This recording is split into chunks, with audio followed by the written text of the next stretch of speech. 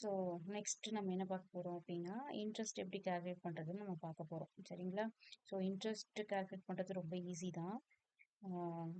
Same formula. இங்கே வந்துட்டு பிரின்சிபலுக்கு வந்துட்டு பிபிஎம்டி போடுறோம், இங்கே வந்துட்டு ஐபிஎம்டின்னு போட போகிறோம். So equal to IPMT, open the bracket, rate again interest. So இங்கே வந்துட்டு இது லாக் பண்ண போகிறோம். So function plus F4.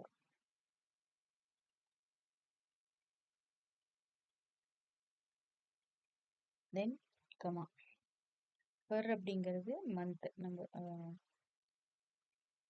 Number of months 60 months. So இந்த 60 months வந்துட்டு நம்ம லாக் பண்ணுறோம் as usual.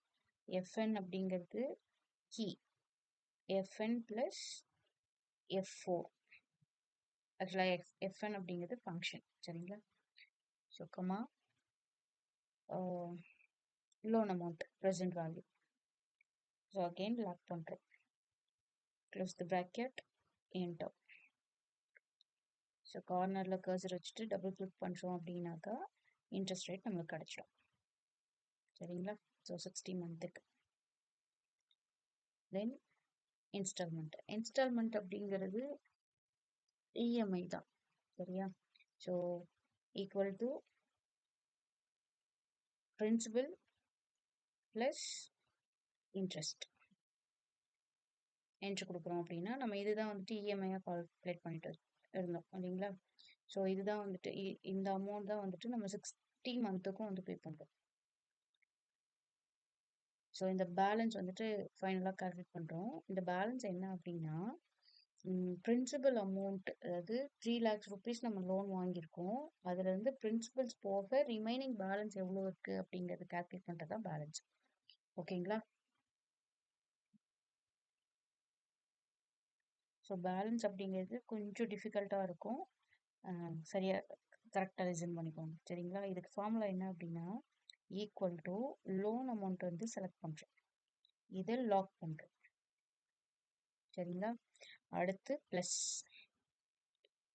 Some, open the bracket. இப்போ வந்துட்டு நம்ம பிரின்சிபல் அமௌண்ட்டோட பேலன்ஸ் தான் கால்குலேட் பண்ண போகிறோம், இன்ட்ரெஸ்ட் கிடையாது, பிரின்சிபல் தான். ஸோ இதை நம்ம செலக்ட் பண்ணுறோம். ஸோ நெக்ஸ்ட்டுக்கும், அதாவது நெக்ஸ்ட்டு 60 மந்த்துக்கும் அதை செலக்ட் பண்ணுறதுக்கு நான் என்ன பண்ணுறேன் அப்படின்னா shift plus colon button click பண்ணுறோம் அப்படின்னாக்கா அது ஆட்டோமேட்டிக்காக செலக்ட் ஆகிடும். அதுக்கு முன்னாடி ஸோ இங்கே இருக்கு இல்லைங்களா, இதை வந்துட்டு சாரி, ஸோ ஃபஸ்ட் நம்ம கிளிக் பண்ணோம் இல்லையா, இதை வந்துட்டு லாக் பண்ணுறோம், F+F4.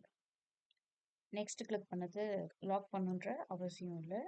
Close the bracket and then enter.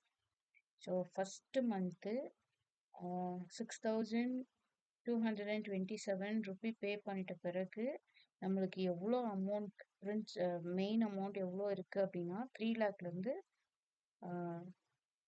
3,977 மட்டும்தான் பே பண்ணியிருக்கோம்.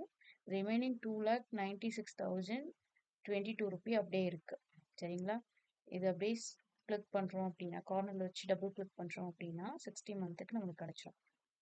ஸோ இங்கே பார்த்தீங்கன்னா உங்களுக்கு புரியும், 59th மந்தில் வந்துட்டு 6,181 ரூபி இருக்குது. அதுதான் வந்துட்டு நெக்ஸ்ட் மந்தோட பிரின்சிபல் அமௌண்ட்டாக நம்ம பே பண்ணிட்டுருக்கோம். சரிங்களா? ஸோ ஐ ஹோப் புரிஞ்சிருக்கும்னு நான் நினைக்கிறேன். புரியல அப்படின்னாக்கா என்கிட்ட கேட்கலாம் டவுட். ஸோ இது செலக்ட் பண்ணிவிட்டு ஆல் பார்டர் கொடுக்குறோம் அப்படின்னா இது மட்டும் பார்டர் வந்துடும். ஓகேங்களா? தேங்க்யூ.